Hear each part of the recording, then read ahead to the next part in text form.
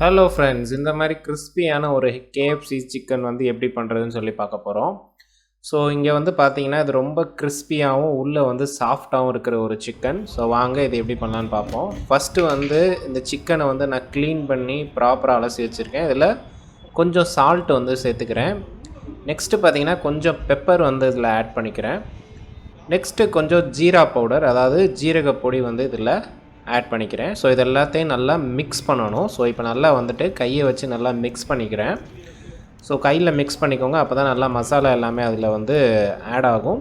தென் வந்து மோர் வந்து பார்த்திங்கன்னா ஒரு கிளாஸில் வந்து நான் ஆட் பண்ணிக்கிறேன். இது நல்லா ஞாபகம் வச்சுக்கோங்க, மோர் தான் வந்து ஆட் பண்ணணும், தயிர் வந்து ஆட் பண்ணாதீங்க. நல்ல வாட்டர் கண்டென்ட் இருக்கிற பால் கூட நீங்கள் வந்து ஆட் பண்ணலாம், பட் மோரை ஆட் பண்ணுறது பெட்டர். நெக்ஸ்ட்டு இது என்னோடய பர்சனல் டச்சு, இது நீங்கள் ஆப்ஷனல், வேணும்னா ஸ்கிப் பண்ணிக்கலாம். கஸ்தூரி மேத்தி வந்து இதில் ஆட் பண்ணுறேன். ஆட் பண்ணிவிட்டு நல்லா மிக்ஸ் பண்ணுறேன். ஸோ இப்போ பார்த்தீங்கன்னா நான் வந்துட்டு இந்த மாவு வந்து ப்ரிப்பேர் பண்ணி வச்சுருக்கேன். இந்த மாவில் வந்து பார்த்திங்கன்னா மைதா வந்து 2 ஸ்பூன், அரிசி மாவு வந்து 1 ஸ்பூன் வந்து போட்டு மிக்ஸ் பண்ணி வச்சுருக்கேன். இதில் நீங்கள் வந்துட்டு ஜீரகம், பெப்பர், மற்றபடி மிளகாப்பொடி வேணும் அப்படின்னா நீங்கள் ஆட் பண்ணிக்கலாம், இல்லைன்னா ஸ்கிப் பண்ணிடலாம். ஸோ இந்த மாதிரி மிக்ஸ் பண்ண மாவில் இந்த சிக்கனை வந்துட்டு மெதுவாக அப்படி மேலே வந்து லைட்டாக அப்படி ப்ரெஸ் பண்ணி அந்த மாவு வந்து ஒட்டுற லெவலுக்கு வந்து நம்ம பண்ணணும். ஸோ இந்த ப்ராசஸ் தான் வந்துட்டு இந்த கேஎஃப்சி அந்த ஸ்டைல் சிக்கன், அதாவது ஃப்ரைடு சிக்கனில் முக்கியமான ஸ்டெப்பு. இந்த ஸ்டெப்பு நீங்கள் கரெக்டாக பண்ணிட்டீங்க, இந்த மாதிரி மாவெல்லாம் வந்துட்டு கரெக்டாக வந்து அப்ளை பண்ணிட்டீங்க அப்படின்னா உங்களுக்கு ஃப்ரை பண்ணும்போது சூப்பரான ஒரு கிறிஸ்பியான ஒரு ஃப்ரைட் சிக்கன் வந்து உங்களுக்கு கிடைக்கும். ஸோ இப்போ அப்ளை பண்ணதுக்கு அப்புறம் நான் வந்துட்டு பார்த்தீங்கன்னா மொத்தமாக எடுத்து வச்சுக்கிறேன். இது எதுக்காகனா, இப்போ வந்து ஆயில் வந்து ஹீட் பண்ணிகிட்ருக்கோம் சைடில். ஸோ ஃபஸ்ட்டு நம்ம சிக்கனை போட்ட உடனே அது வந்துட்டு வேகமாக வந்து குக் ஆயிரும். ஸோ ஒரே டைமில் நிறையா பீசஸ் நம்ம வந்து போடும்பொழுது ஈவனாக வந்து குக் ஆகும். ஸோ இப்போ பார்த்தீங்கன்னா நான் வந்துட்டு 1 by 1 அடுத்தடுத்து நான் வந்துட்டு எல்லா பீசஸுமே நான் வந்துட்டு உள்ள ஆயிலில் வந்து போட்டேன். ஸோ இப்போ பார்த்தீங்கன்னா ஈவனாக வந்து குக் ஆகும். ஸோ ஒரு பீஸ் வந்து ரொம்ப குக் ஆகிட்டு ஒரு பீஸ் வந்து குக் ஆகாமல் அந்த மாதிரியான விஷயங்கள்லாம் இங்கே நடக்காது. ஸோ பார்த்தீங்கனாலே உங்களுக்கு தெரியும். இதில் வந்து யாருமே சொல்ல மாட்டாங்க, இந்த மாவு இருக்குது பார்த்தீங்களா, இது வந்து எண்ணெயில் வந்து லைட்டாக வந்து அந்த எண்ணெயில் வந்து வரதான் செய்யும். ஸோ நீங்கள் எண்ணெய் ஊற்றும் போது நிறையா எண்ணெய் ஊற்றிடாதீங்க, ஏன்னா இந்த மாவுடைய அந்த ட்ரையாக நம்ம வந்து போடுறோம் இல்லையா. ஸோ அப்போ வரும்போது ஒரு 10% ஆஃப் மாவு வந்து அந்த எண்ணெயில் வந்து உள்ளே படியுங்க.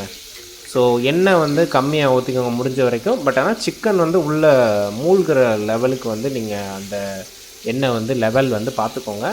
ரொம்ப வந்து எண்ணெய் ஊற்றிடாதீங்க, ஏன்னா நிறையா மாவு வந்து இருக்கிறதுனால அந்த எண்ணெயை வந்து ரீயூஸ் பண்ணும் பொழுது இதே மாதிரி ஃப்ரைடு சிக்கன்ஸ் தான் வந்து ரீயூஸ் பண்ண முடியுமே தவிர்த்து வேறு எதுக்கு நீங்கள் வந்து ரீயூஸ் பண்ண முடியாது. ஸோ மாவு கண்டென்ட் இருக்கிறதுனால நீங்கள் கொஞ்சம் அதில் கான்ஷியஸாக வந்து இருந்துக்கோங்க.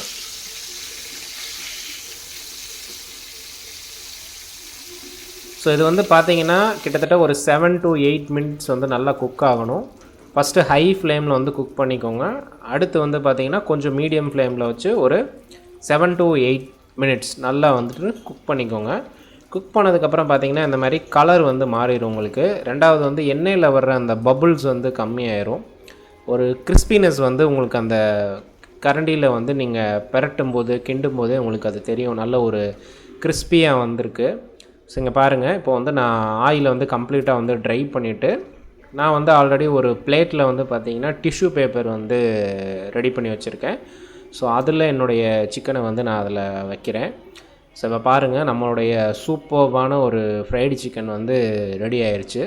ஸோ இது வந்து ரொம்ப சிம்பிளான ஒரு ப்ராசஸ், எல்லா பேருமே வீட்டில் நீங்கள் வந்து ட்ரை பண்ணலாம். ஸோ இந்த மாவு ப்ரிப்பேர் பண்ணுறதும் அந்த மாவில் வந்து நீங்கள் டிப் பண்ணி எடுக்கிறது தான் இங்கே வந்துட்டு முக்கியமான ஒரு விஷயம். ஸோ இங்கே பாருங்கள், ஒரு சூப்பர்வான ஒரு கிறிஸ்பியான நம்மளுடைய இந்த ஃப்ரைடு சிக்கன் ரெசிபி வந்து ரெடி.